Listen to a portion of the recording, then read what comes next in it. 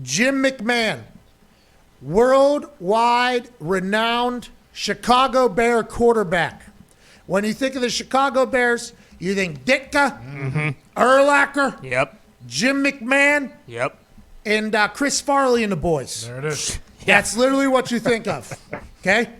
Jim McMahon came out and said, Chicago is where quarterbacks go to die. And he says the Packers are the best organization he ever played for. Now, transparency is a must. I had no fucking idea this guy played for the Packers. Oh, yeah. He loved it, obviously, at this point. What a shot at the Bears. Is this the current organization of the Bears, you think, or does he think of the entire history of the Bears? What do you think, Ty? I think he's taking a shot at the entire history of the Bears. I think it's potentially Pace Nagy's shot. Don't you think maybe, AJ?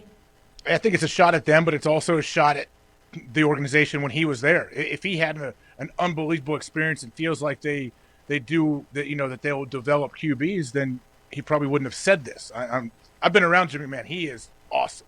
Obviously. I only got to see him operate a room one time. And it was at the College Football Award Show. He had sunglasses on, no socks. I think he was barefoot maybe. Oh. And he was just rocking the room. And it was upbeat. Everywhere he went, electricity seemed to follow. And I was like, damn, that guy is doing it over there. Now, he got into a beef with the commissioner, right? Who was the commissioner at the time? Roselle? Was that the headband? Yeah. Yeah. So he wanted a champion headband or something like that. Roselle said he couldn't. So then he immediately gets into a public spat with the commissioner of the NFL at the time. And he was so good it did not matter. That is just, I've heard legendary stories about him doing things and going places and all that. And I guess football has caught up to him here at his old age. That's why he has to wear the sunglasses and everything like that. But, man, the Chicago Bears fans had to wake up this morning and go, well, what the fuck? We thought you were our guy. Nah, I hate that. Sunglasses on, sunglasses off, barefoot, sandals, flippy flops, shoes. Chicago Bears stink. That was awesome just to come out of nowhere. Stinks for Bears fans. Yeah. But that was awesome. His sunglasses were something happened when he was a kid, whether he got poked with a fork or he had some kind of nerve damage, whatever it is. The glasses, you see, he looked awesome when he was in the Packers with that super dark tinted shield. Yeah. You can't get away with that unless you do have some eye issues. Yeah, therapeutic exemption. I don't know if that was the same rule as back in the day because guys used to have mirrors on as shields. You remember that? Did you have any teammates that wanted any like incredibly obnoxious shields that you knew there was no way they could see through? And it was that has to get therapeutically exempted or whatever. They go, tell them I helps my eyes.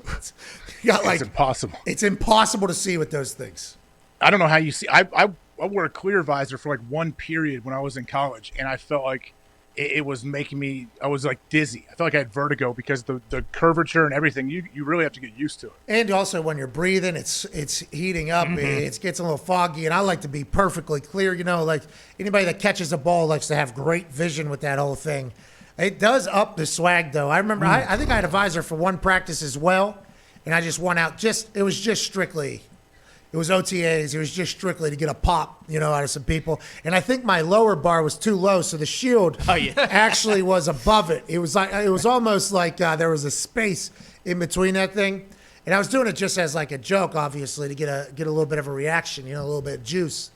I couldn't see a fucking thing. I mean, I almost missed the ball. I had my worst period of all time. The amount of shit that was talked to me by everybody. And then the equipment managers, I wasted their time putting it on.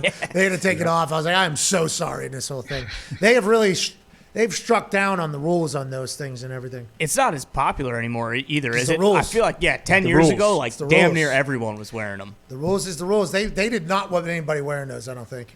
It's not just like you can't just have any old eye doctor sign up. It has to be like an NFL person, I think. I've watched guys try to go through the process to get it, like to be able to wear some kind of tinted visor. They made it super difficult. And I think it has to be like two.